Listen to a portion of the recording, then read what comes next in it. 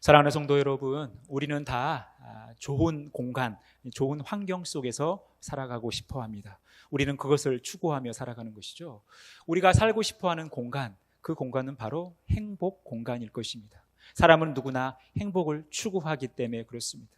그런데 사람들이 생각하는 행복, 또 사람들이 생각하는 행복 공간은 사람들에 따라 그 기준이 다르죠. 어떤 분들은 좋은 시설이 갖추어진 그런 곳이 행복한 공간이다라고 말씀하시는 분도 있고, 또 물질이 풍성한 곳이 행복 공간이다라고 말씀하시는 분들도 있습니다. 또 인간관계가 원만한 그런 마음 편한 곳이 행복 공간이다라고 말씀하시는 분들이 있어요.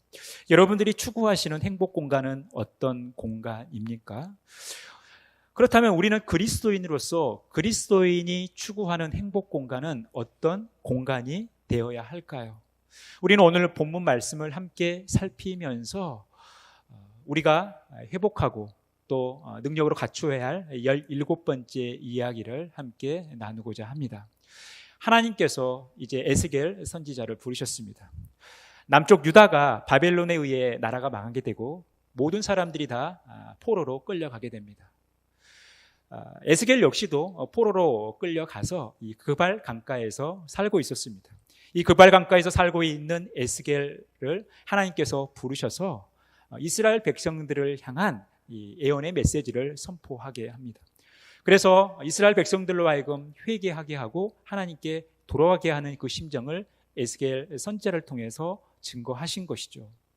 이제 곧 이스라엘 땅이 회복이 되어지고 또 그곳에 새로운 성전이 세워지고 또 예수 그리스도를 통해서 하나님의 나라가 성취될 것을 이 여러 환상들을 통해서 보여주시면서 하나님이 말씀하시는 겁니다. 오늘 본문 말씀은 성전에서부터 시작된 그 물이 이제 강을 이루고 바다에까지 흘러가는 이야기를 다루고 있습니다. 오늘 하나님은 에스겔 선지자를 이제 이끌고 어디로 갑니까? 바로 성전을 향해 갑니다. 우리 1절 말씀 같이 한 목소리로 읽겠습니다. 그가 나를 데리고 성전 문에 이르시니 성전의 앞면이 동쪽을 향하였는데 그 문지방 밑에서 물이 나와 동쪽으로 흐르다가 성전 오른쪽 제단 남쪽으로 흘러내리더라. 이제 하나님은 에스겔 선지자를 데리고 성전 문에 이르게 됩니다. 그런데 그 성전 앞면이 동쪽을 향하고 있어요. 그리고 그 문지방 밑에서 물이 나오는 장면을 보게 됩니다. 그 물이 나와서 이제 흐르고 장면이 다시 바뀌게 되는 것이죠. 하나님이 에스겔 선지자를 북문으로 인도하시는 거예요. 우리 2절 말씀, 그가 또 나를 데리고 북문으로 나가서 바깥 길로 꺾여 동쪽을 향한 바깥문에 이르시기로 본중 물이 그 오른쪽에서 스며 나오더라. 이제 북문으로 나가서 바깥 길로 꺾여서 이 동쪽을 향한 이 바깥문에 이르렀지만 그것도 역시 오른쪽에서 물이 스며 나오는 모습을 보게 됩니다. 그리고 나서 어떤 일이 벌어지냐면 이제 여호와의 사자를 통해서 이 물을 측량하는 모습이 나와요. 우리 3절에서 5절 말씀 같이 읽겠습니다. 그 사람이 손에 줄을 잡고 동쪽으로 나아가며 천척을 측량한 후에 내가 그 물을 건너게 하시니 물이 발목에 오르더니 다시 천척을 측량하고 내게 물을 건너게 하시니 물이 무릎에 오르고 다시 천척을 측량하고 내게 물을 건너가게 하시니 물이 허리에 오르고 다시 천척을 측량하시니 물이 내가 건너지 못할 강이 된지라. 그 물이 가득하며 헤엄침한 물이요 사람이 능히 건너지 못할 강이라. 이제 여호와의 사자를 통해서 그 물을 측량하는 거예요. 성전에서부터 한 530m 떨어져 가서 측량을 해보니까 그 물이 이제 발목에 이릅니다. 거기에서 다시 1.12km 정도를 가니까 무릎에 이르게 돼요. 그리고 1.56km 정도 가니까 이게 허리에 이르게 됩니다. 그리고 다시 2.12km 정도 가니까 이제 물이 이제 강처럼 되어서 헤엄칠 만한 그런 곳이 되었다라는 것입니다. 성전에서 흘러나온 그 물이 이제 강을 이루고 바다에까지 흘러가는 그 모습을 보게 됩니다. 여러분, 우리 한강도 엄청난 물이 이 한강에 있지 않습니까? 그런데 그 물의 시작점은 이 태백에 있는 검룡소에서부터 시작돼요. 작은 우물 같은 곳에서 물이 시작되어서 우리가 지금 보고 있는 한강을 이루는 것입니다.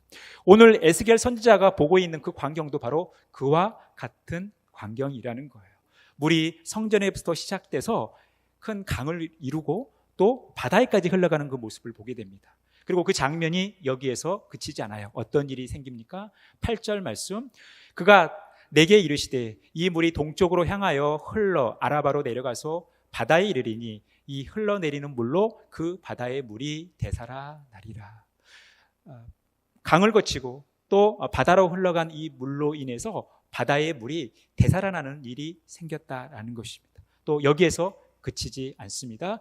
9절 말씀, 이 강물이 이르는 곳마다 번성하는 모든 생물이 살고 또 고기가 심히 많으리니 이 물이 흘러 들어가므로 바닷물이 되살아나겠고 이 강이 이르는 각처의 모든 것이 살 것이며.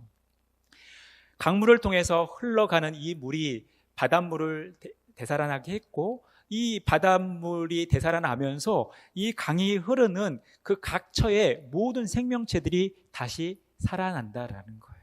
물만 사는 것이 아니라 그 물이 지나가는 곳곳마다 생물체들이 다 살아나는 일들이 있었다라는 것입니다. 또한 여기서 끝나지 않습니다. 우리 10절 말씀 같이 읽겠습니다. 또 이 강가에 어부가 설 것이니 엔게디에서부터 에네글라임까지 그물 치는 곳이 될 것이라 그 고기가 각기 종류를 따라 큰 바다의 고기같이 심히 많으려니와. 이제 생물체들이 살아나니까 거기에 고기들이 생기지 않겠어요? 고기를 포함한 많은 생명체들이 존재하는 거죠. 그러다 보니까 거기에 어부들이 그물을 치는 일까지 생기게 됐다라는 것입니다. 그리고 오늘 이 환상의 내용이 어떤 결과를 보여주고 있는지 그 결론을 12절에서 말씀하고 있어요. 우리 같이 한 목소리로 읽겠습니다. 강 좌우가에는 각종 먹을 과실나무가 자라서 그 입에 시들지 아니하며 열매가 끊이지 아니하고 달마다 새 열매를 맺으리니 그 물이 성소를 통하여 나옴이라. 그 열매는 먹을만하고 그 잎사귀는 약 재료가 되리라. 강 좌우에 각종 먹을 과실나무가 자라게 됐다라는 거예요. 그런데 그 과실나무는 잎이 시들지 않는 거죠. 왜냐하면 물가에 있기 때문에. 또 열매가 끊이지 않는 거예요. 달마다 새 열매를 맺는다라는 것입니다. 또한 그 열매는 먹을만 하고 그 잎사귀가 약 재료가 될 정도로 그 어느 것 하나 버릴 수 없는 아주 중요한 나무들이 이 강가에 질비하게 되었다라는 것입니다. 그러면서 그 물이 어디에서부터 시작되었는가? 성소에서부터 시작되었다라는 것을 다시 언급하고 있다라는 것입니다. 사랑하는 성도 여러분, 우리는 오늘 이 본문 말씀을 통해서 성소에서 시작된 작은 물줄기가 강을 이루고 또 바닷물을 살리고 또 바닷물을 살릴 뿐만 아니라 생명체들을 살리면서 거기에 많은 어부들이 생기고 그래서 많은 사람들이 또 많은 생명체가 회복되어지는 그 광경을 보고 있습니다. 그런데 오늘 이 에스겔 선지자가 보고 있는 이 환상을 에스겔뿐만이 아니라 사도 요한도 요한계시록 22장에서 보고 있다라는 것입니다. 우리 같이 한 목소리로 읽겠습니다. 또 그가 수정같이 맑은 생명수의 강을 내게 보이니 하나님과 및 어린 양의 보좌로부터 나와서 길 가운데로 흐르더라. 강 좌우에 생명나무가 있어 12 열매를 맺되 날마다 그 열매를 맺고 그 나무 잎사귀들은 만국을 치료하기 위하여 있더라. 지금 사도 요한도 이제 새하늘과 새 땅에서 일어날 그 광경을 환상을 통해서 보고 있는 거예요. 바벨론에 의해 나라가 망하고 포로가 되었던, 그래서 황폐한 상황 가운데 살아가고 있는 이스라엘 백성들에게 하나님은 에스겔 선지자를 통해서 이제 미래에 일어날 일들을 보여주신 거예요. 또한 사도 요한도 초대교회 성도들에게 미래에 새하늘과 새 땅에서 일어날 이 환상을 보여주면서 이 환상을 보면서 그들이 어떠한 태도를 취해야 되는가, 이것을 말씀하고 있다라는 것입니다. 여러분, 우리는 이제 에스겔 47장의 환상을 보고 있고 또 요한계시록 22장의 환상을 보고 있습니다. 당시 에스겔 47장의 환상을 보고 있는 이스라엘 백성들이 이 에스겔 47장의 말씀이 그들의 삶에 어떤 의미가 있냐라는 거예요. 또 이 시대를 살아가는 우리들이 에스겔 47장과 요한계시록 22장의 말씀을 보면서 그 환상이 이 시대를 살아가는 우리들의 삶에 어떤 의미가 있겠냐라는 거예요. 우리가 먼저 그 의미를 이해하기 위해선 이 내용을 먼저 이해할 필요가 있겠죠. 그런데 에스겔 47장의 내용도 그렇고 요한계시록 22장의 내용도 마찬가지지만 이것은 유대 묵시 문학으로 쓰여지고 있어요. 여러분, 유대 묵시 문학이란 게 뭐냐면 구체적인 박해 상태에서 앞으로 일어날 일들을 소술합니다. 그리고 이 소술을 통해서 고통받고 있는 당대의 사람들을 격려하는 거예요. 그리고 그들의 신앙을 북돋아 주려는 이 의도를 가지고 쓰인 문학이 바로 유대 묵시 문학이에요. 그러니까 요한계시록도 그렇고 또 에스겔도 마찬가지고 다니엘서도 마찬가지지만 이 묵시 문학이 쓰여지는 것은 당시 이 책을 읽고 있는 사람들에게 겁을 주기 위해서, 두려움을 주기 위해서, 공포심을 심어주기 위해서, 그래서 어떤 시한부 종말론자들이나 세대주의자들이 이 요한계시록을 가지고 무슨 큰일이라도 일어날 것처럼 성도들을 협박하고 공포심을 몰아주기 위해서 그런 목적으로 이 묵시문학이 쓰여진 게 아니라는 거예요. 힘들고 어려운 상황 속에서도 믿음의 길을 지키고 있는 이들에게 그 신앙을 북돋아 주기 위해서, 그들을 격려하기 위해서 쓰인 것이 바로 유대 묵시문학이라는 것입니다. 그런데 이 유대 묵시문학에는요 특징이 있어요. 어떤 특징이 있냐면 상징적인 표현들이 많이 등장합니다. 그리고 그 상징적인 표현들이 반복적으로 기록되고 있어요. 오늘 본문 말씀도 반복된 이 상징적인 표현들이 있죠. 물, 동쪽, 흘러, 또 천척, 측량이라는 말이 반복됩니다. 그럼 여러분, 물이 의미하는 게 뭘까요?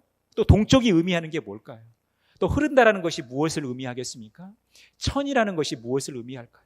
측량한다라는 것이 무엇을 의미하겠습니까? 여러분, 물이라는 것은 뭐예요? 생명의 근원이죠. 모든 생명체는 물이 없으면 살 수 없습니다. 모든 생명체에게는 생명의 근원이라고 할 수 있는 물이 필요한 것이죠. 여러분, 동쪽이 무엇을 의미합니까? 성경은 동쪽을 이야기할 때 이 하나님으로부터 점점 멀어져 있는, 하나님으로부터 좀 떨어져 가는 이런 상태를 묘사할 때 동쪽, 즉 부정적인 표현을 쓰는 거예요. 죽음과 같은 상태를 의미할 때 동쪽이라는 표현을 쓰고 있다는 것입니다. 그리고 흐른다라는 것은 뭡니까? 물은 높은 곳에서 낮은 곳으로 흐르는 것이죠. 그리고 천은 유대인들에게 있어서 굉장히 의미 있는 숫자예요. 유대인과 또 이 성경에 있어서 이 10은요 완전 숫자, 충만 숫자예요. 그런데 이 천은 10의 세제곱이죠. 그러니까 이 충만함이, 완전함이 극치를 이루고 있다는 것입니다. 그리고 이 측량이라는 것은 뭡니까? 어떤 일의 완성을 전제로 기록되어지는 말이에요. 그러니까 측량한다라고 이야기하는 것은 뭐냐면 하나님이 어떤 의지를 가지고 그 일을 반드시 완성시키신다. 하나님께서 분명한 목적을 가지고 그 하나님의 목적을 분명히 성취하신다라는 의미를 나타낼 때 측량하는 거예요. 여러분, 이런 물, 동쪽, 또 흘러, 천척, 이 측량이란 말을 종합해서 오늘 본문 말씀을 살피면 무엇입니까? 생명의 근원이 하나님을 떠나 죽음 가운데 있는 자들에게 또 그런 곳으로 완전하게 흘러가는 것. 여러분, 이것이 오늘 본문이 우리에게 보여주는 말씀이라는 거예요. 하나님은 오늘 이 에스겔 선지자를 통해서 생명의 근원이, 생명이 끊어져 죽음과 같은 상태에 있는 곳을 향하여 완전하게 흘러가게 한다라는 그 모습을 보여주고 있다는 거예요. 그런데 이 모습은 1차적으로 누구에게서 성취되어지냐? 예수님을 통해서 성취되어지는 거예요. 우리 요한복음 2장 19절 그리고 21절 말씀을 같이 읽겠습니다. 예수께서 대답하여 이르시되 너희가 이 성전을 헐라 내가 사흘 동안에 일으키리라. 예수는 성전된 자기 육체를 가리켜 말씀하신 것이라. 굉장히 예수님이 당시 사람들에게 파격적인 말씀을 하셨죠. 그들 생각에는 상상소할 수 없었던 말씀이에요. 성전을 헐라라는 거예요. 그러면 사흘 동안에 다시 일으키라는 거죠. 46년에 걸쳐서 세워진 이 성전을 사흘 만에 일으킨다고 하니 이 말을 듣는 사람들이 얼마나 기가 막히겠습니까? 그런데 예수님께서 말씀하신 이 성전은 바로 자신이라는 것이죠. 자신의 육체를 가리키는 거예요. 또 요한복음 4장 14절 말씀 같이 읽겠습니다. 내가 주는 물을 마시는 자는 영원히 목마르지 아니하리니 내가 주는 물은 그 속에서 영생하도록 솟아나는 샘물이 되리라. 예수님께서 우리에게 물을 주시는데 그 물은 영원히 목마르지 않는, 우리에게 영생하도록 하는 샘물이 된다라는 거예요. 그리고 요한복음 7장 37절에서 39절 같이 읽겠습니다. 예수께서 서서 외쳐 이르시되 누구든지 목마르거든 내게로 와서 마시라. 나를 믿는 자는 성령의 이름과 같이 그 배에서 생수의 강이 흘러나오리라 하시니 이는 그를 믿는 자들이 받을 성령을 가리켜 말씀하신 것이라. 예수 그리스도께 나와 예수님을 통해서 그 목마름을 채워주는 그 생명수를 마셨을 때에 그 배에서 생수의 강이 흘러나오는데 이것은 성령을 가리켜 말하는 것이다.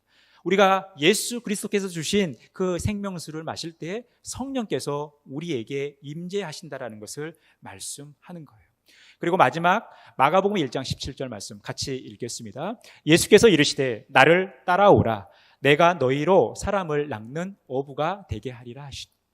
주 업종이 어부였던 제자들을 예수님은 부르시면서 이제 너희들이 바다에 사는 물고기를 잡는 어부가 아니라 사람을 낚는 어부가 되게 하겠다라고 그들을 부르시는 거예요.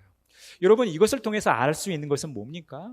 예수님 당시에 진정한 성전은 헤롯 왕이 자신의 혈통적 컴플렉스를 극복하고 유대인들의 환심을 사기 위해서 46년이라는 동안 이 시간을 투자해서 웅장하게 세운 세 번째 예루살렘 성전이 아니라 우리를 위해서, 우리를 살리시기 위해서 십자가에 달려 죽으시기 위해 이 땅에 오신 예수 그리스도가 진정한 성전이라는 거예요.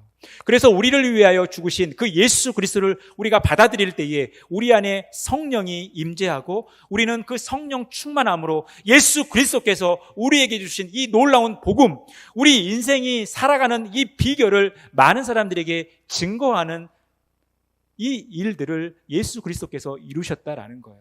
그래서 예수 그리스도를 믿는다라는 것은 우리 안에 성령이 충만한 삶이고 이 성령 충만한 삶으로 우리는 이 땅의 삶을 복음으로 살아간다라는 거예요. 그래서 사도행전 1장 8절에 오직 성령이 너희에게 임하시면 너희가 권능을 받고 예루살렘과 온 유대와 사마리아와 땅끝까지 이르러 내 증인이 될 것이다 라고 말씀하셨고 이것이 결국 제자들을 통해서도 그대로 이루어지는 모습을 보게 됩니다.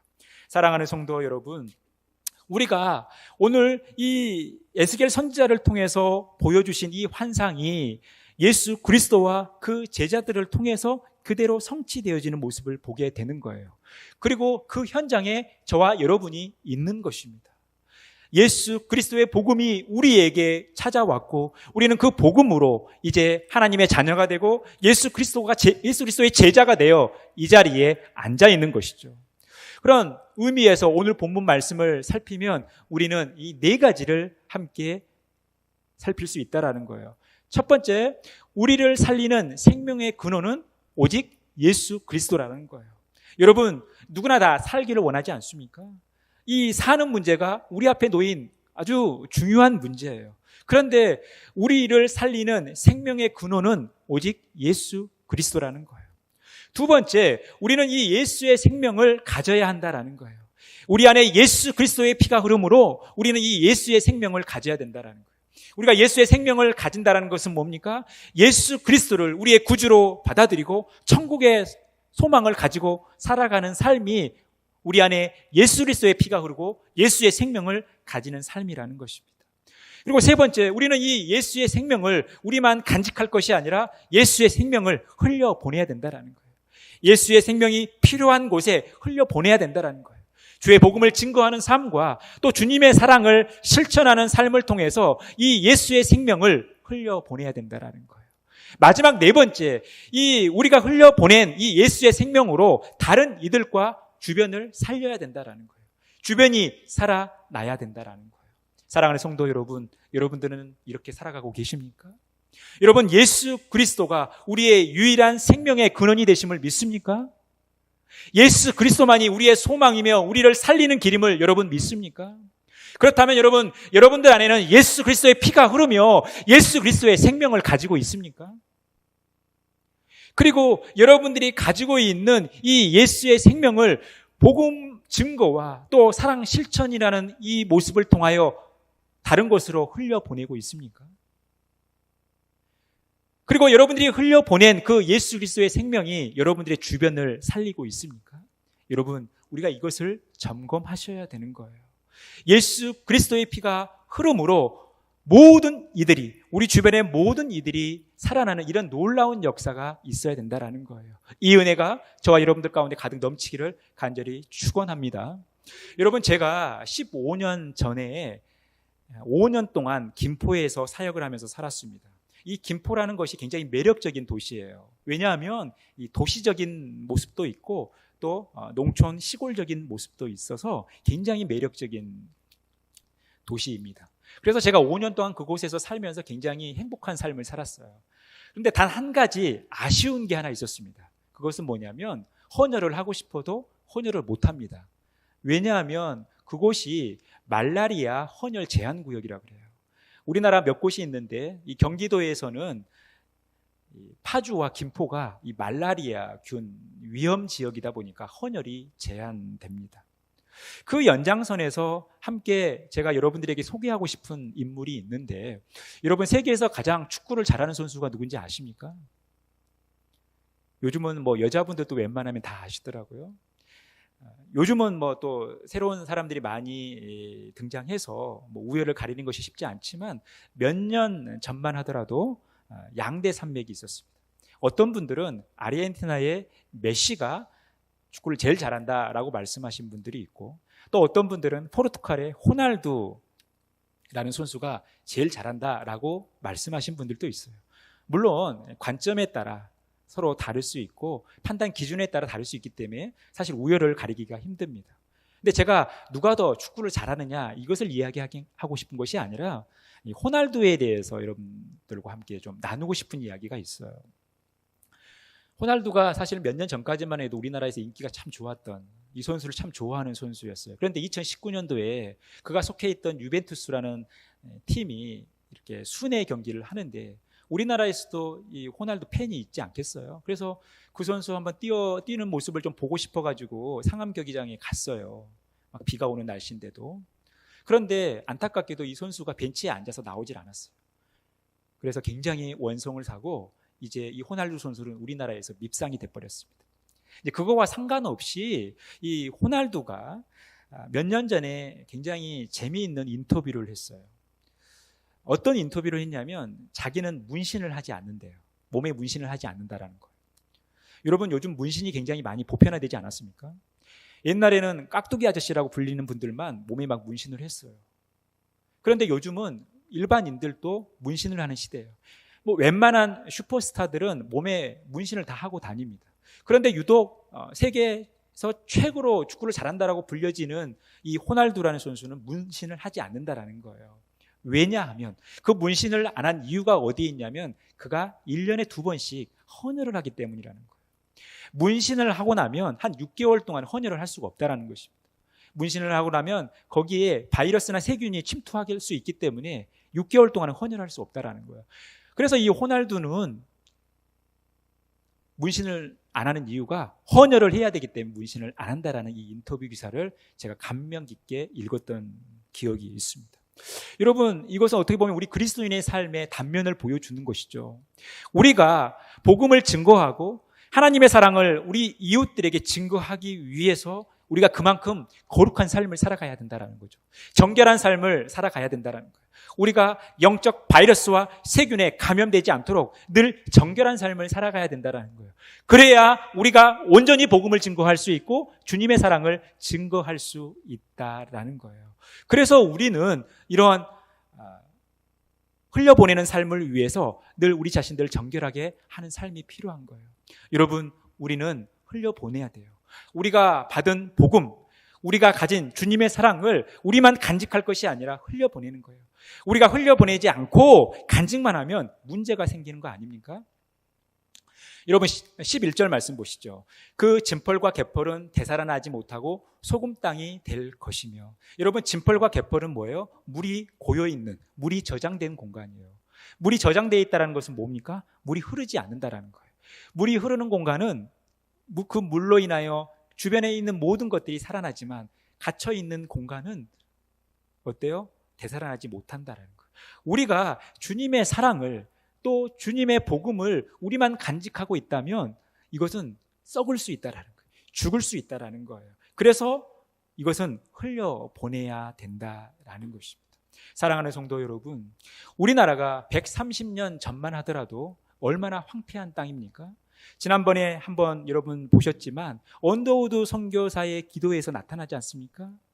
가난하고 메마른 땅, 아무것도 보이지 않는 땅, 조선 사람들의 마음을 읽을 수 없는 땅, 자신들이 할 것이 아무것도 보이지 않는 그 암흑과 같은 땅이 바로 130년 전 조선 땅이었다라는 거예요.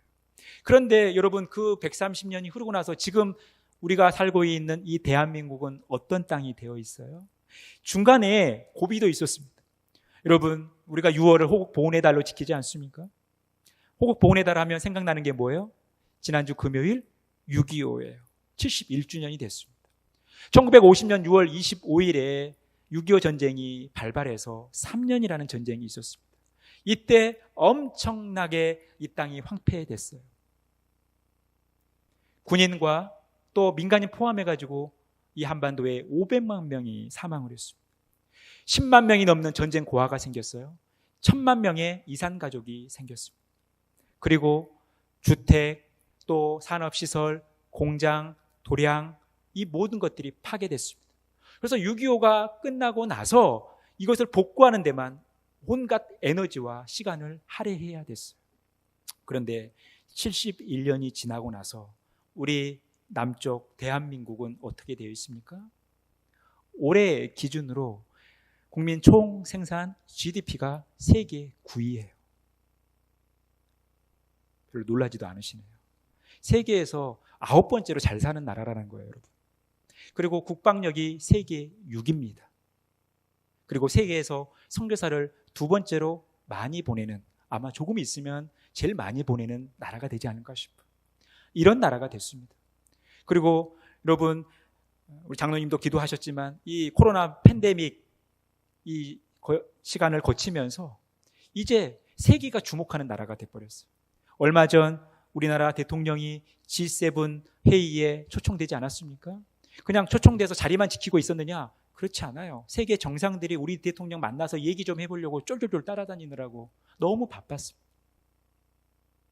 이제 우리나라 대한민국은 세계가 부러워하는, 세계가 주목하는 국가가 됐어요.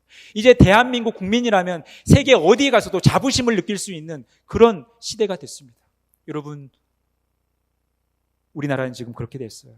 그런데 반면에 한반도 한쪽인 북한은 어떻게 됐습니까? 세계에서 가장 암흑한 나라예요. 3대 세습이 이루어지면서 정말 처참한 땅이 됐어요.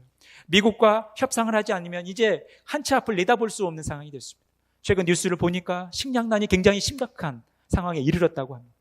여러분, 왜 남과 북이 이렇게 갈려졌습니까?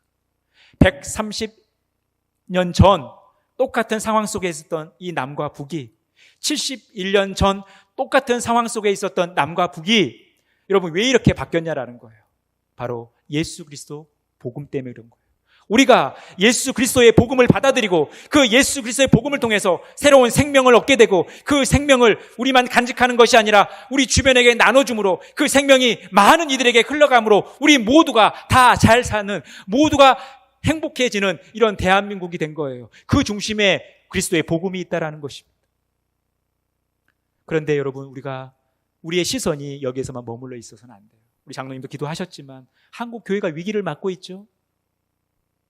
더 이상 한국 교회는 민족의 소망이 아니다 이야기해요. 세상이 걱정해요. 그리고 개독교라는 이야기까지 합니다. 왜 그렇습니까? 왜 우리 한국 교회가 이렇게 됐어요? 바로 예수의 생명을 잃어버렸기 때문에 그래요. 예수의 생명을 혹 가지고 있다 할지라도 그 예수의 생명을 흘려보내지 않기 때문에 이렇게 되었다라는 것입니다. 사랑하는 성도 여러분, 생명은 흘려보내야 돼요. 생명은 나만 사는 것이 아니라 우리 모두를 함께 살려야 한다라는 것입니다. 이 예수의 생명을 여러분들이 간직하며 살아가시기를 바라겠습니다. 이 예수의 생명을 가지고 살아가시기를 바라겠어요. 이 예수의 생명을 흘려보내면서 우리 주변을 살릴 수 있는 그런 복된 삶 살아가시기를 간절히 축원합니다. 여러분, 오늘 말씀의 제목이 공동경비구역 JSA에서 출발하는 거예요. 우리나라 6.25가 낳은 후유증, 이게 바로 이 공동경비구역 JS, 이것이 하나의 상징물이에요. 그 말씀을 통해서 여러분, 우리는 오늘 공동경건구역 JSA를 함께 살피는 거예요. 우리 노란 글씨를 함께 읽어보겠습니다. 예수의 생명이 흐름으로 생기가 넘치는 곳, 예수의 생명이 흘러감으로 다시 살아남이 넘치는 곳, 재생이 넘치는 곳, 이곳이 바로 공동경건구역 JSA라는 거예요. 여러분, 우리의 가정이 공동경건구역이 돼야 되는 거예요. 우리의 교회가 공동경건구역이 돼야 된다는 것입니다. 예수의 생명이 흘러감으로 우리 주변이 생기가 넘쳐야 된다라는 것입니다. 여러분, 우리의 가정만 잘 되면 되지 않죠. 우리 가정뿐만 아니라 우리의 이웃이 잘 돼야죠. 우리 교회만 잘 되면 뭐합니까? 이 지역이 잘 돼야죠. 이 지역이 예수 그리스도를 통해서 다시 살아나야죠. 교회만 커지고 교회만 잘 되면 뭐합니까?